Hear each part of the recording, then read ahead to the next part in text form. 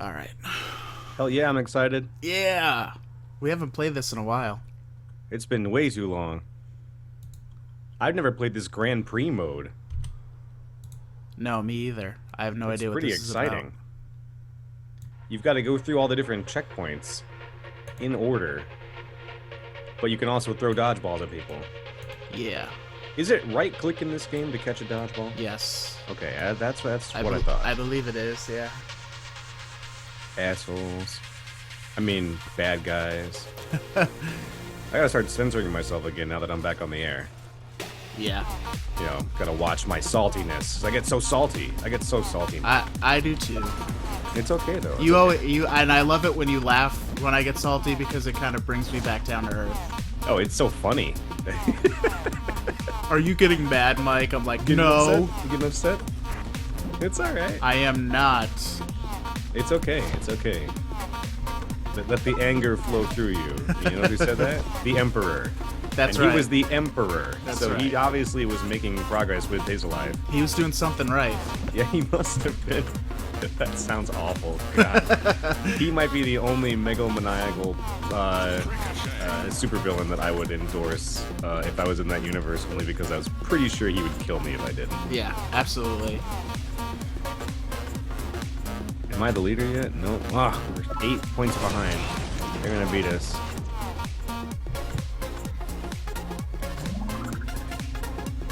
Oh yeah, I forgot. Hold down the fire button to charge your shots. Yeah, so you can shoot with a little bit less arc on them.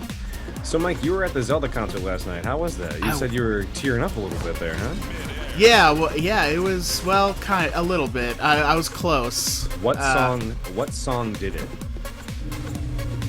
It was actually there was a part of a movement when they did Link to the Past. Oh. It was in there, and also the finale because they included new stuff from Skyward Sword. And I really like the music in Skyward Sword. You know, despite people's feelings on the game or however it performed, I thought the music is the most up to date in terms of a Zelda game. Yeah, fair enough. But overall, it was unbelievable. I've always been a fan of orchestrated music and symphonies and stuff, and to sort of combine that with a game that I have such nostalgia for, and it's always been a huge passion. It was excellent.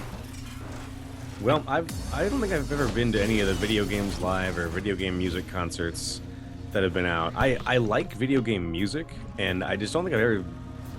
Maybe I've seen one, or I've seen like one played at a concert. Like, oh, they played the Super Mario song, you know. But I've listened to them often. Yep. Is the live experience that much better? Is that something that I should be seeking out? I am sort of I told my brother yesterday. I said I think I'm addicted now. So, yes, absolutely. Only takes one. All right.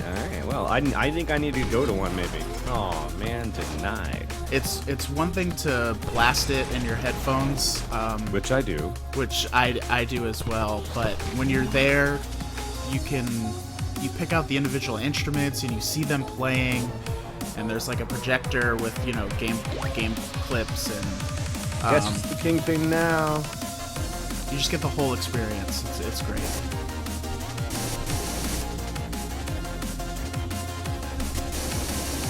I need some help. I need to find a ball. There we go. I got taken out. Well, I'll keep my eyes and ears open, and maybe I'll drive down to Providence and go see one if it's down there. It's not a long drive. No, yeah, they said they'll be back next year to Boston and fantastic. Providence, so Okay. maybe I will drive up to Boston and visit you. Magnificent. So, I'm trying to think of what song would make me tear up during a concert or a Zelda concert. Honestly, you want to know one of my favorite Zelda songs of all time? What? Kakariko Village. Yeah, so good. It hits me as like, what a nice place to be. Yeah. I think when they played some of the Wind Waker stuff too. You know, Like Dragon Roost Island. I am so okay. That is really good. I need to brush up on more of my modern Zelda music. I know plenty of the classics, and I know, I know, what's it called? Ocarina of Time, like everybody knows Ocarina of Time, like they know their own phone number, you know? Right. It's just not a thing. So maybe I should brush up on the other stuff. So video game wise, you've been listening to a lot of it, but have you been playing any of it? Playing a lot of Zelda? Well, no, I mean any video games. Oh. We're gonna change the topic of conversation up right Yeah, now. I've been playing. As you know, I am probably. I can't say this. I can't say I'm the biggest Metal Gear fan because I'm sure there's somebody bigger than me. I'm a but pretty goddamn big Metal Gear fan. yeah, if you had to tell me I could only play one game for the rest of my life, it would probably be that one. Yeah. So I've been pretty knee deep in Metal Gear. Now, you said that one. I'm assuming you mean Metal Gear Solid. Do you mean Twin Snakes or the original? Like, you gotta be specific. I gotta go with the original. What? Yeah, I know. You're insane. I know. I will take it for all its faults. You are insane. The Twin Snakes is not only a remake of the greatest game of all time, one of the best games of all time, but not a remake. It's a remix. It's like a redo. Yes. I will even admit that it is a better game than the original. God, Silicon Knights, dude. But I would still take the original. Oh, I can't do it. All the redone cutscenes with Ryuhei Kawamura, the guy who directed Versus, one of the best movies, one of the best Japanese action movies I had seen at the time. Yep.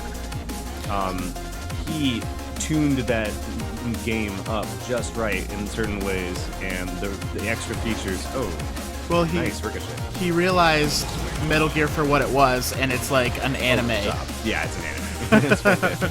So I highly recommend. Oh, Jesus, nice block. You don't need to push any buttons to block, right? No, you do not. You just need to get the ball in front of you.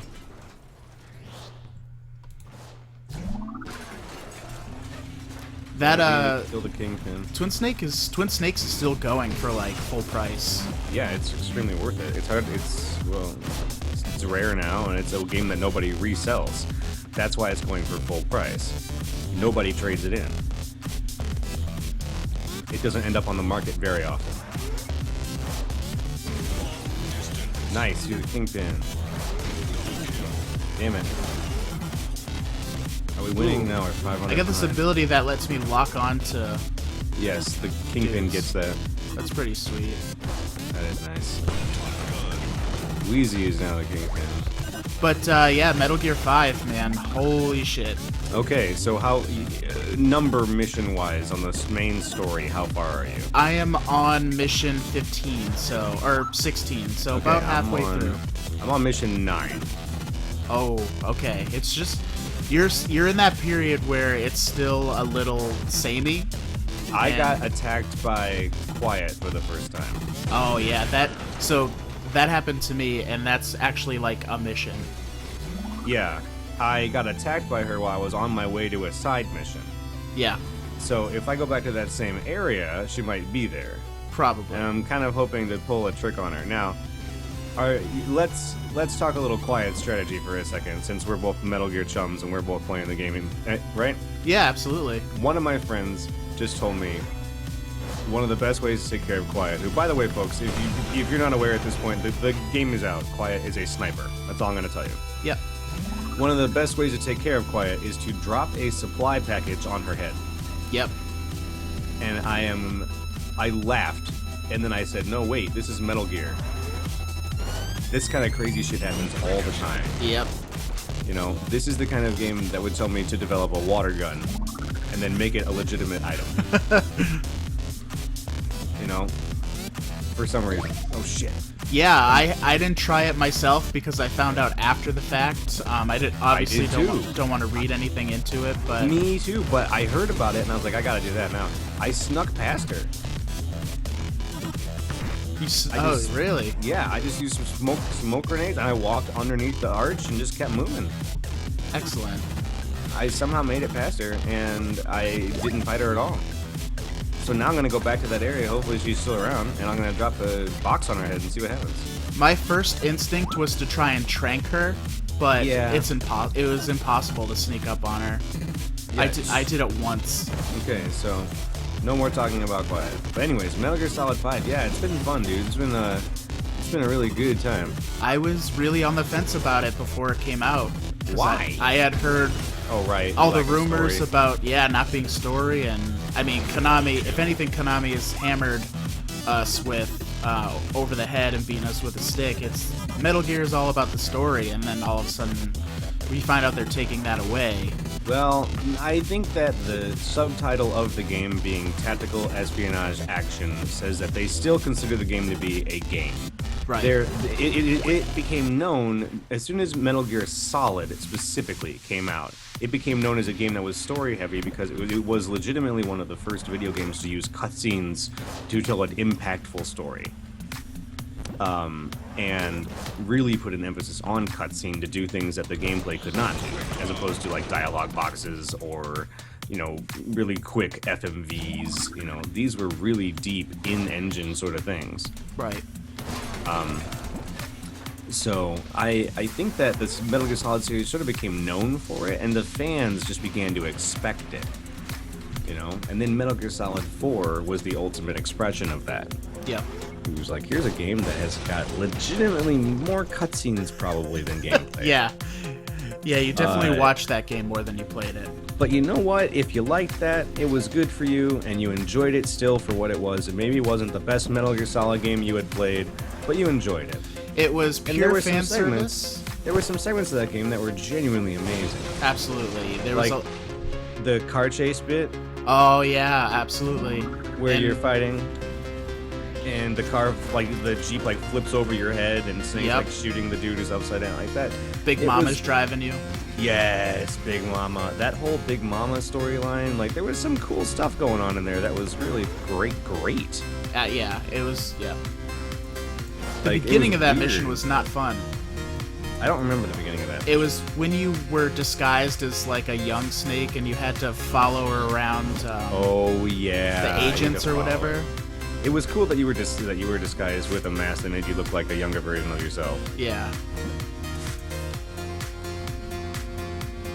But this game is it's game. It's almost all game, but I still feel like there's enough of a story there. There's just a lot of time in between the cutscenes. So one thing that I do like about it, and this is something that PC Gamer put into their review of the game, is that the game is extraordinarily forgiving for a Metal Gear, for a stealth game in general. Mm-hmm. It allows you to screw up or do things in a completely different way. Yeah. And you aren't penalized for it. And you may not get the best score, but you can still proceed. Right. So there are missions where you have to blow up a convoy. In some games, you have to blow them all up. But in this game, you just have to get at least one of them. Right. If you get them all, that changes things a little bit.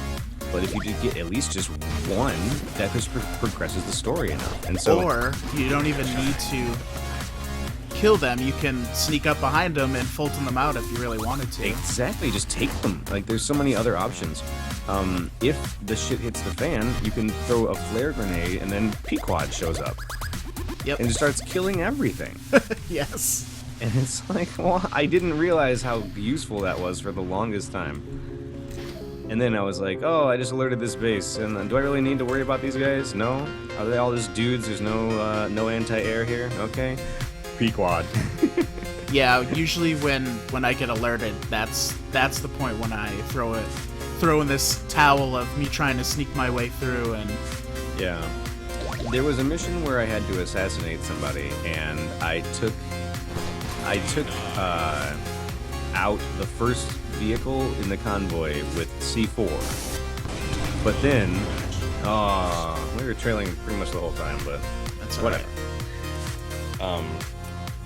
So I took out the first vehicle, right? And then the other two vehicles were not destroyed by their C4, so it was me laying in the grass with two vehicles trying to shoot me, and I was like, I don't know, I'm just gonna die here if I stand up. So I threw the flare grenade, Pequod showed up, and just chewed them to pieces, and that's when I realized how damn good and useful Pequod was, and how forgiving the game was. Right. To have that kind of ability from the beginning of the game is really them saying, here's just another option for you. Yeah, and I'm guessing you still probably got an A or B rank on it. I usually don't get any high ranks. I'm terrible at Metal Really? Gear Solid games. Oh, I'm really bad. You should see me play. You're gonna laugh. I love this map, though. I love this map, how small it is. Yeah, me Get too. him. Yeah! Oh, man, that was a great one. I got a long distance bonus for that shot. I think I've caught a ball one time in my life. Yeah, I'm not very good at it. I usually just wait for them to throw, dodge it, and then... It's right click to catch, right? Yeah. That's what I thought it was. I hit Andy. That's kind of weird. You hit my brother? Yeah, I know. There's a dude playing named Andy. Or Andy from Conan. Is he playing? Oh, right. Yeah, Oh, we'll definitely talk a lot more about Metal Gear, I'm sure. Okay, well, I've been playing Grandia 2. Have you ever played the Grandia series? I haven't. I just know that it goes for a lot of money now, if you want to get the original version. You know what's funny is I used to have it on PS2. I don't know what happened to it. I used to have Grandia 2 and Gitaru Man on PS2. Ooh, Gitaru Man. Now I had that. I can get behind that. I had that shit. But anyways, Grandia 2 was a Dreamcast game that got ported to the PS2. And I gotta say, I never played Grandia 1, and I didn't play Grandia Extreme, which was, I think, possibly the third game in the series. I think there's a Grandia 3, too, which I may have played. I don't even remember. But I only remember playing a little bit of Grandia 2. And after playing it now on the PC, they got the HD version with a little anti-aliasing, you know, cleans up the edges. It's a nice action, and it's a nice RPG, a JRPG that sort of feels classic, and it's got a little voice acting in it that's somewhat competent. It's got kind of a cookie cutter fantasy light versus dark story going for it, but the battle system is a whole lot of fun. So is it, if you could compare it to, or can you even compare it to, like, a Final Fantasy? Oh, why would I compare it to only Final Fantasy when I have every JRPG to compare it to? Because Final Fantasy is the only type of stuff that I know.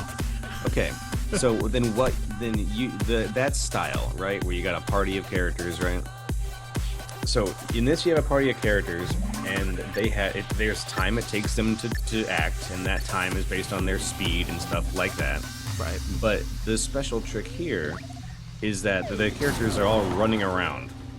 They're running around the map. You don't control where they go, but they run around the map.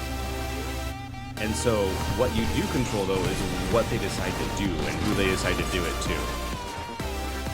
So when you're running around the map, and you'll also see on the timer when an enemy's turn is going to come up. Yeah. And so what you'll have to do is you'll have to just decide, do I want to attack now or do I want to attack later? Because if I attack later, I can attack the enemy in the middle of prepping his action. Nice. And if I do that, it delays his action. So suddenly you're looking at like where your characters are standing on top of facts like where got it. Sorry, I had to focus on scoring. No, I saw that. That was nice. Yeah, so you have to focus on things like where your characters are standing, what action you're going to prepare to do. Does it take a long time? And so it's very fast paced. It is turn based, but it is still pretty fast paced. Right, so it's more like an active time battle. Yeah, it reminds me of Wild Arms 3 mixed with almost like Chrono Trigger. Oh, nice. But yeah, there's a heavy emphasis on physical attacks in this game. Is that I don't know if you've played the new Xenoblade games, but yes, I think it's kind of like that, right? That's what it sounds like. Yeah, sort of. That's a good way to put it. But in Xenoblade, you do directly control Shulk's movement. Okay. In Grandia, you do not control the main character's movement at all. Oh, okay. Well, no, you do during the overworld, but during battle, they move themselves around. Yeah. Until you tell them to attack someone. That's interesting. So in that way, it's like Wild Arms 3 or the Wild Arms series, where the characters will run around on their own during battle. Go shoot the ball! Oh my god!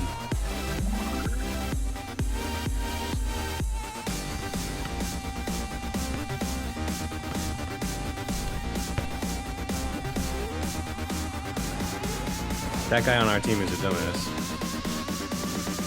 There we go. SSK is not though. Or is he? So overall, you like the game? Enjoying it? Quite. I'm shooting, and I'm scoring. Nice. Well done. So overall, I love the game. I've already played it. I don't remember playing it because I played it back in high school, like earlier. I'm 28 now, so I don't remember certain things about high school. Yep. Mostly the plot to Grandia 2. I just remember enjoying it and having it and thinking, man, this is a fun game. And so now that I've got it, my only beef with it is that they didn't redo it in 16.9, so it's in 4.3. Oh, which kind of sucks. But they did a lot of anti-aliasing and like touching up of the edges of everything, so it runs really good and it does look alright. But it's got a dated feel to it because of the 4.3, and I'm not really sure what it takes to make a game like that into 16.9. So I can't really complain too much. Yep. You can't be like, oh, they should just done it anyway. Like, whatever, you know. Yeah, If it is what it is. If they couldn't do it or they didn't do it, whatever. But It's on it PC. would have been nice. Yeah, it would have been nice. Right. So maybe someone will make a 16.9 mod for it. I have a feeling it's not that kind of game that's going to get that kind of attention. But maybe if there's one person, you know, locked away somewhere who's like, I will make the ultimate version of Grandia 2. And God bless him. And Yeah. I hope that he makes a 16.9 mod. So that's what I've been playing that. I've also been strangely trying to claw my way through Mad Max still. Yep. But the whole open world action game thing was thrown off the rails last week, or this week actually. Still, it's only Saturday. Thrown off the rails when Shadow of Mordor was $20. Such a great game. Isn't it though? And so I got Shadow of Mordor a long time ago, but I started just proselytizing to everybody, like, you must get this game, everybody. If you don't, you're a fool. And so I got my roommate to get it, and it got me to reinstall it, and I want to play more of it now. Because it is really one of the best action games of all time, and it is, I think, the best game of 2014. Yeah, it was on my top 3, which is on luduspress.com. If you go ahead That's and check right. out that article. Wow. Shameless what a plug. Not shameless, it's our show. That's Shameless plug is when you're on somebody else's show. This is a plug. Hey everybody, go to luduspress.com, check it out. We have articles dating from several weeks ago to even further back. And actually a lot of really good stuff on there, but you gotta check out the Facebook page, you gotta check out the YouTube channel. We have things a little bit spread out. Yeah. Consolidation's gonna happen. We've been taking a little bit of a mental sabbatical, and so here we are with this Saturday morning nothing show, having a good time, playing Disco Dodgeball. We've been chugging away at this game. Which Yeah. it's been kind of great. This was a good purchase. I remember when it first came out, we decided to just go for it. And definitely happy with my purchase. No, son of a gun. Yay! I won. We keep losing. Oh no, I'm on the other team, dude. Oh, what? I won. You're literally the worst. Thank you. Team Grand Prix. Well, now you're on my team, motherfucker. And I'm the host of this match now. Alright. Okay, we gotta go through the checkpoints. Why can't I move?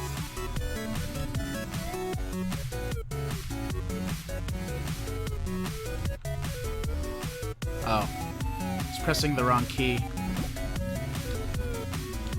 That'll do it. Yep.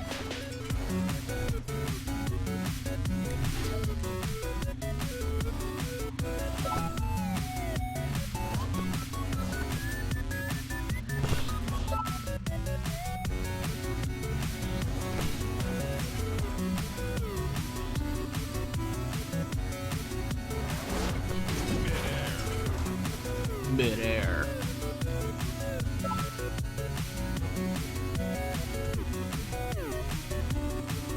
Fuck. I mean, whoops.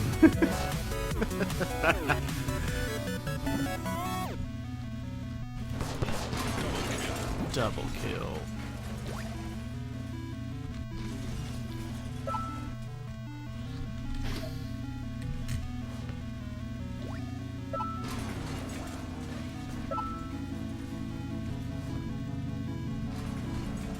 Denied.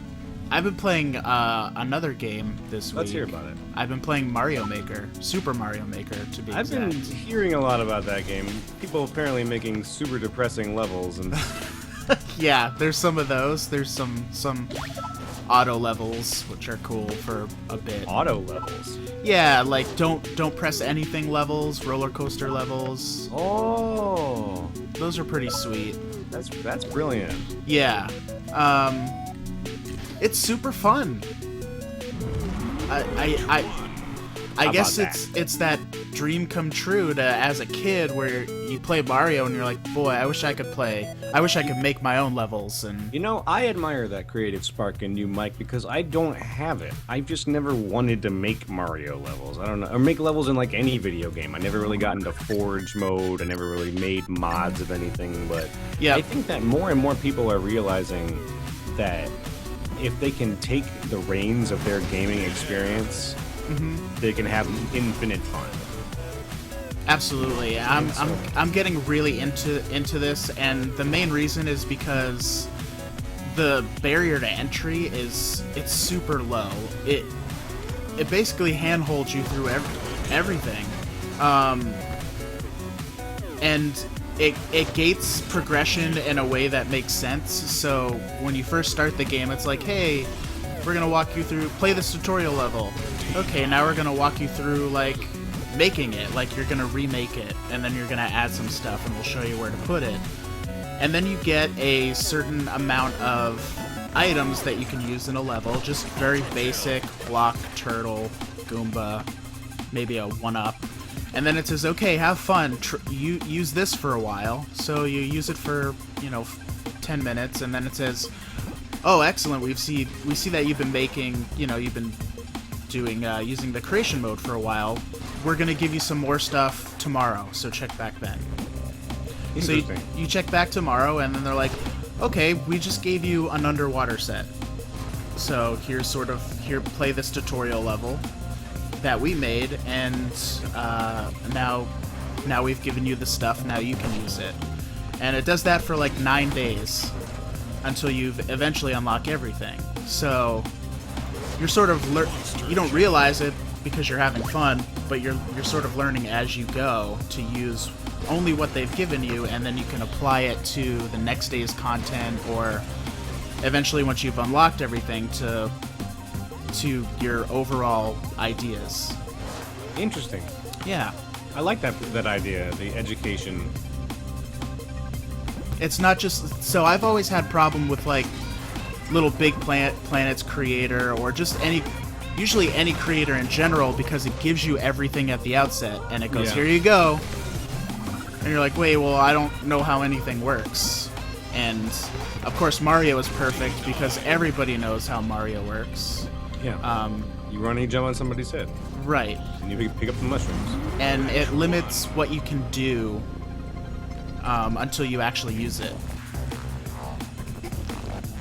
So I think that the creativity of the internet is going to really make that shine for a long time. We're going to be seeing a lot of seeing and hearing a lot about levels made in that game. Let's make this our last match of Disco Dodgeball. Cool. Might want to call it after this. I do have to get ready. I'm going to go see. I'm going to see about buying a house. Yeah, I'm excited for you. That should be fun. So I'm going to go visit a house today, and I'm going to be putting an offer on one. So should be an interesting day overall. But I'm going to try to get some more games in. I'm going to try to play, hang out on Steam. Awesome. Playing a little bit of this and a little bit of that. Most likely more Mad Max. I might need to go buy some more green tea. Green God, tea's good. that's my fuel during my gaming. Oh Jesus, we're playing the Counter-Strike mode. Yep. Oh, got him. 40-meter shot, airstrike. What? That was awesome. Alrighty.